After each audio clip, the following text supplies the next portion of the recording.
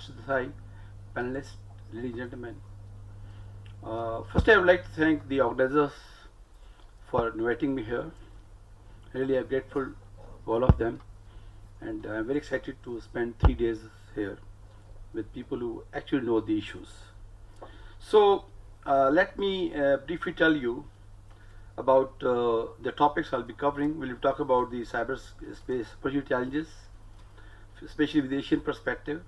We talk about terrorism and cyber terrorism especially, and we need to prepare for cyber Pearl Harbor, and then remaining secure in cyberspace. And finally, I'll talk about ESARC model, which I will suggest, and I'm doing for the last 5 years something on this topic that I'd like to share with you. And finally, secure internet for sustainable development, which is the takeaway since morning, that if we want to use internet securely, only then we can use it for the healthy purposes for our societies.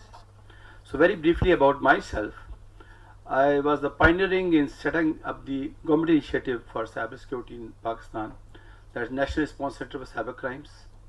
And then currently I am heading the task force of the Senate Defense Committee of Pakistan. And you can see my third position as the chairman of the ICT for Development Task Force. So in Pakistan, we have tried to link the use of internet with the security of internet. And on both these initiatives, right now I'm representing Pakistan on ICT for Development and Cybersecurity. So, starting from the perspective, there was a time when it was a wild, wild west, but now we are talking about wild, wild east. It's the future lies in the Asia.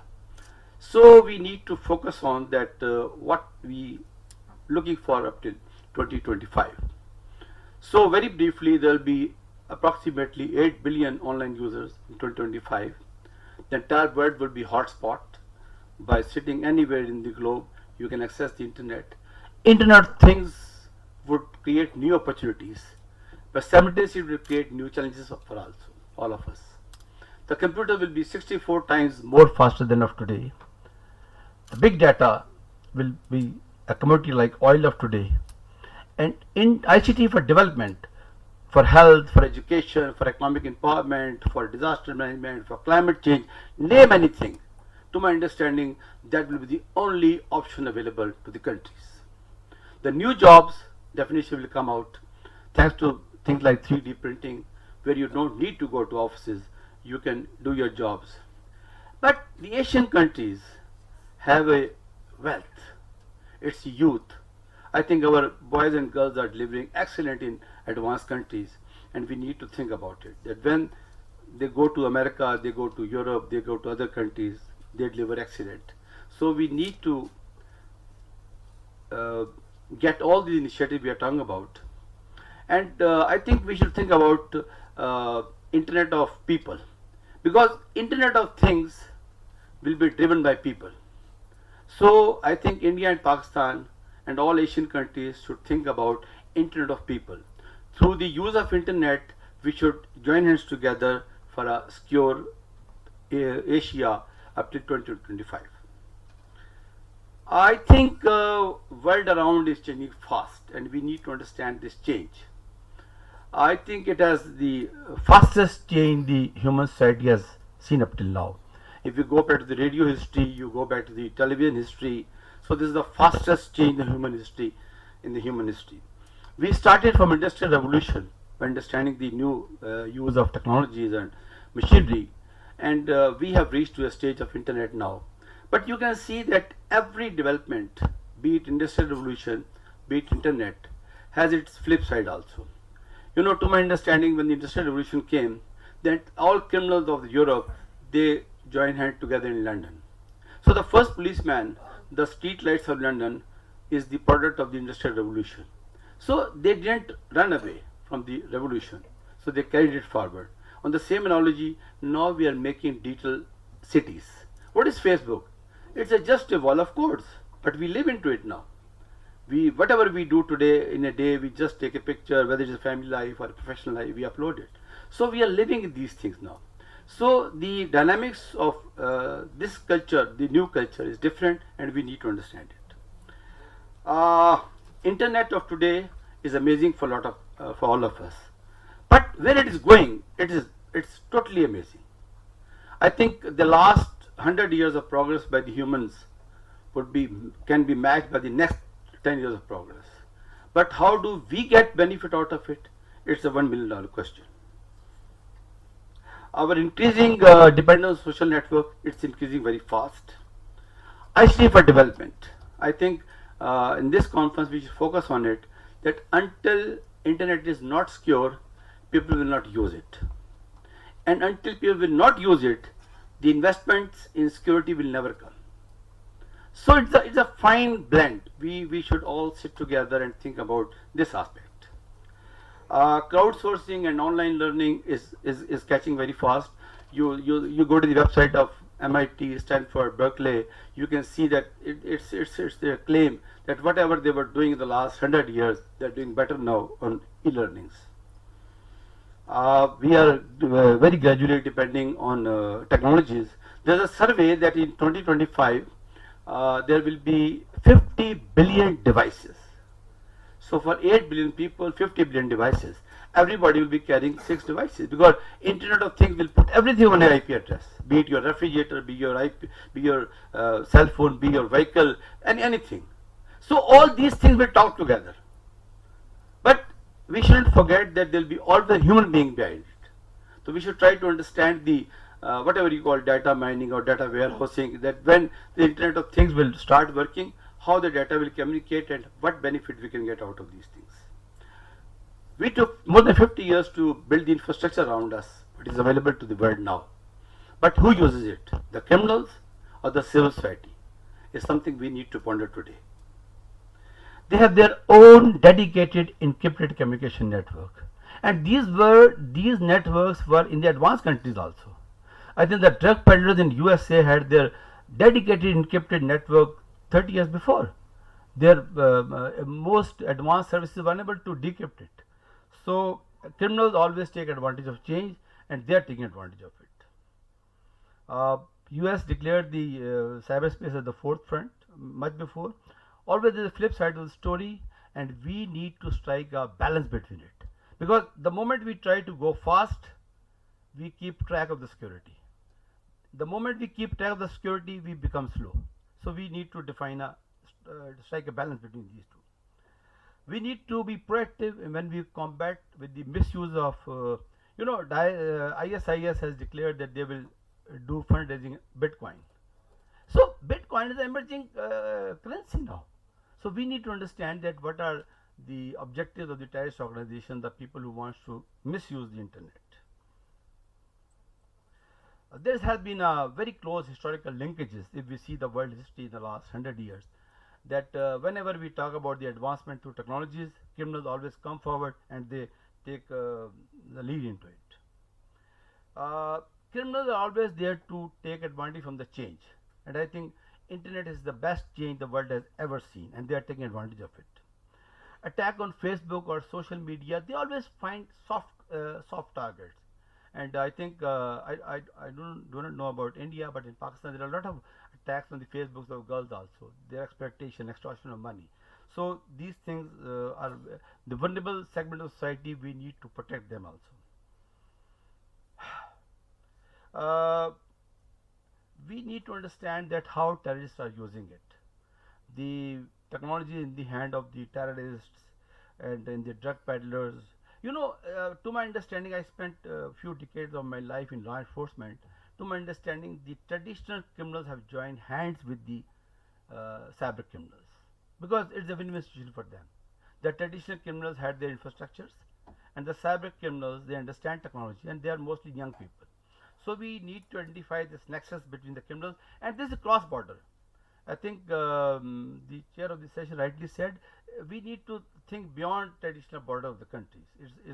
Because I have been into this business for the last so many years. I fully understand the cooperation and coordination between the cyber criminals at a global level. Today, we even in USA, advanced countries, they have their own secure mobile communication networks, and it is not an industry encryption; it is their own proprietary encryption. It's very scary that you can't break it even.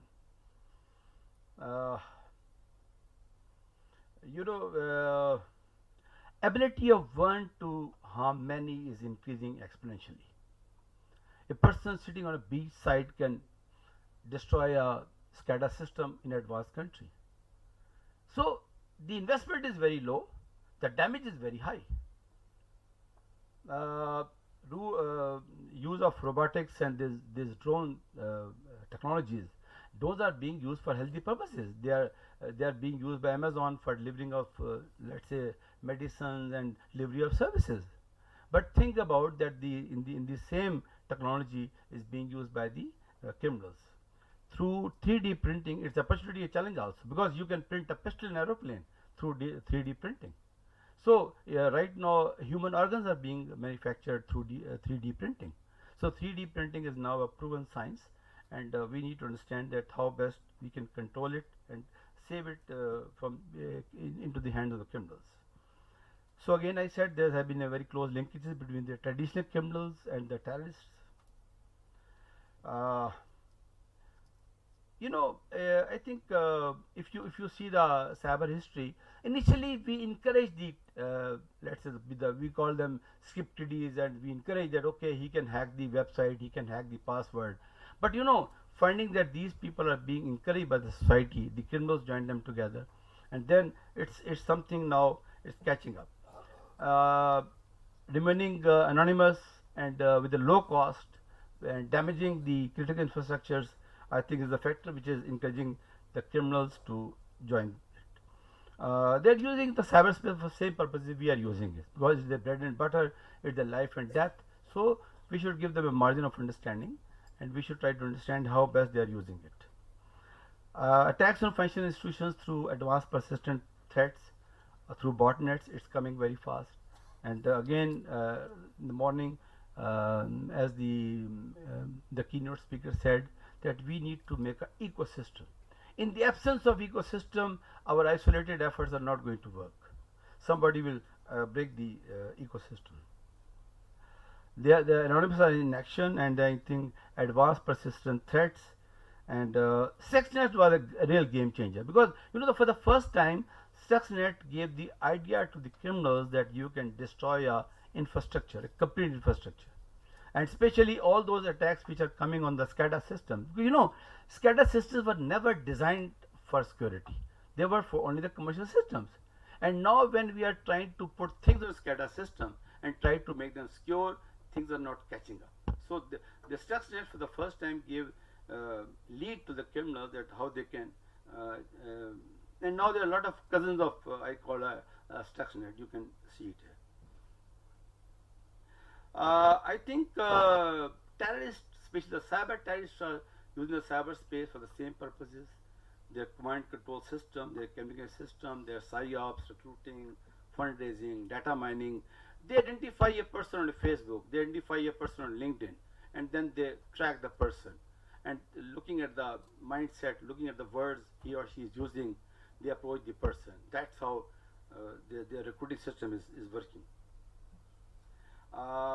They are using it for the purpose of speed, security, and global languages. It's the cheapest way of communicating with the billions of people on a click of a button. Critical infrastructures, I think, is a very big challenge to all of us. And as I said, the legacy control systems were not designed with security in mind. Global cooperation of the terrorists, they are present everywhere, whether in the form of anonymous, whether in the form of the individual groups. They have their website, they have their chatting channels. The people sitting here who knows this business, if you go there, see it, they have a cooperation also, very deep cooperation between each other. If we talk about the security issues, we find that normally threats are from the inside, because the outsider take lot of time to understand the infrastructure, the business processes, the SOPs, the coordination between the people and the products and the policies. So the people from inside needs to be watched very carefully. There's a need for the regional cooperation and the global cooperation, because to my understanding global cooperation cannot work without regional cooperation. It's some sort of a pyramid we need to talk about. At a country level, we should have CERTs, processes, then we should have a regional level cooperation. Then these regional level cooperation can work out for the global level cooperations. Since the criminals are available globally, so we need to understand globally, because internet was designed as a global communication initially. We need to understand the internet components spread throughout the world. Internet is not like a building or an organization. ICANN is somewhere else, APNIC is somewhere else, DNS servers are somewhere else. So it's a complete infrastructure which is working around the globe. So we cannot do anything by sitting in one country, in one organization. In the botnet mitigation, the rule of weakest link always works. So we need to be very focused about the botnets. We need to have some global legal infrastructure in place under Interpol. I think RAP of Interpol is here. I think Interpol is the only organization. I have been working in my government stay with Interpol. I think that's the only organization we should discuss these things at a global level. Yes, there's an acute shortage of skilled manpower. We may call them cyber warriors, anything you name them, cyber army. But attackers are many, but the defenders are very less. And we need to invest into human resource development in respective countries. The countries with the better cyber knowledge, a lot of people from here are sitting here, they should come forward and help the countries who have less cyber knowledge. Interdependence on nation is increasing fast because no nation can survive in cyberspace in isolation. We need to understand that what happens in Pearl Harbor. So information warfare is an evolving battlefield, and cyber attacks appear to be a good way to gain tactical advantages during the opening moments of any conflict. I think in Georgia we have seen it, that what happens there. You know, there was a slang there that the bits came first than the bullets. So the surprise of this nature, normally attacks are so diversified that it is even difficult to understand at the real time what's happening and the damage is there.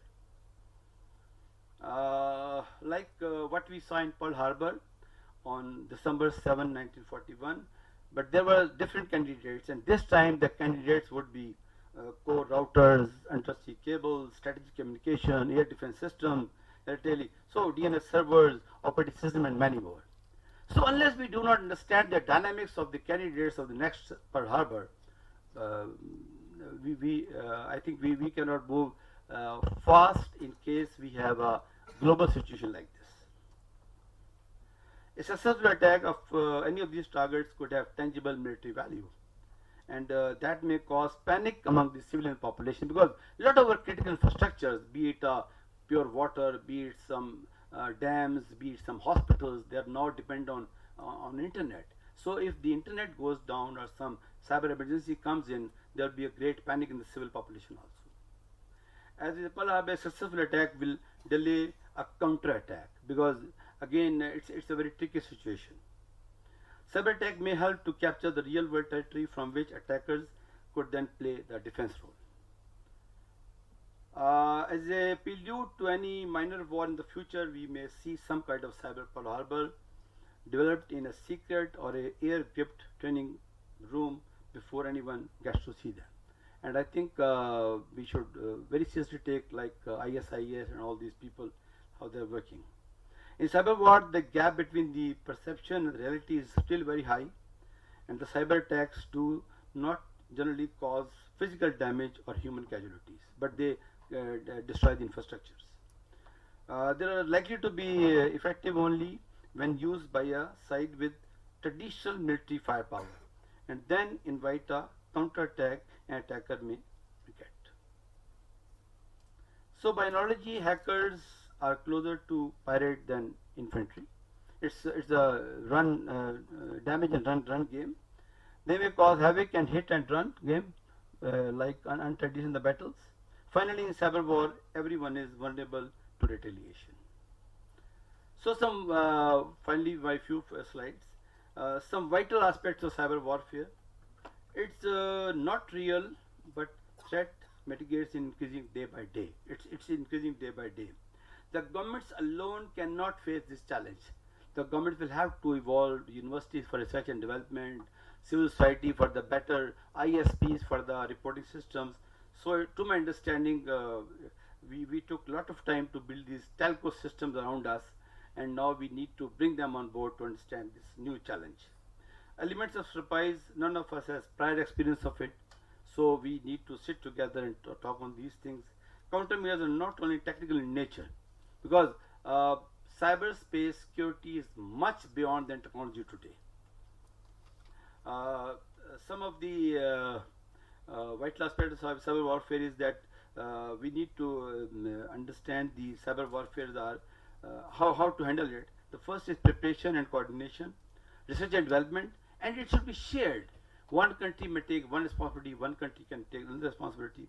Improvements, testing, and aligning with the rapid changes. Because, like this morning, somebody said things we were doing 5 years before are no more relevant now. So we should have regional cooperation, global cooperation, and very importantly, we should bring closer public-private partnerships. Because unless the banks will not cooperate, unless the ISPs will not cooperate, unless the corporate sector will not cooperate, they will not identify the attack patterns, I think things are not going to work out. Okay, sir. So I should, I think, go to my last two slides.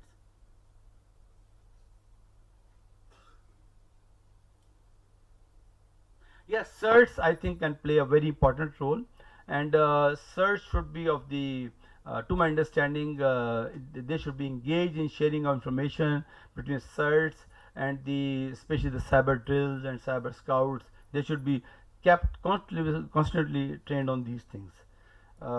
Yes, we are already working with ISOC, ICANN, WSIS on number of international fora, and these fora always provide an opportunity to work together also. There is a need for working very closely with ISPs, and I think Australia is a wonderful model of we should learn from Australia and working with ISPs. Security of our industry control system, we have talked about it, and I think in my last I'll like to talk about need for regional cooperation.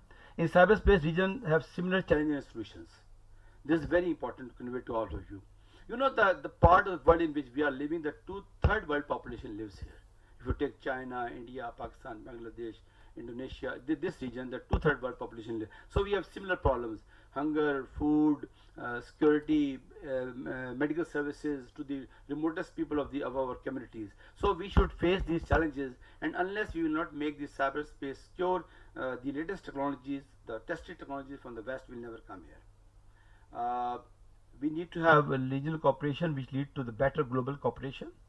Establish a web of trust between the people. It's very important. As the criminals know personally each other, I think we should know each other personally, because the bureaucratic channels, the diplomatic channels always take long time. So we should have some, as I said, Internet of People. We should start somewhere like Internet of People. Our IP address system and DNS system are same. And for this, my last slide, we should talk about the SARC summit, SARC CERT.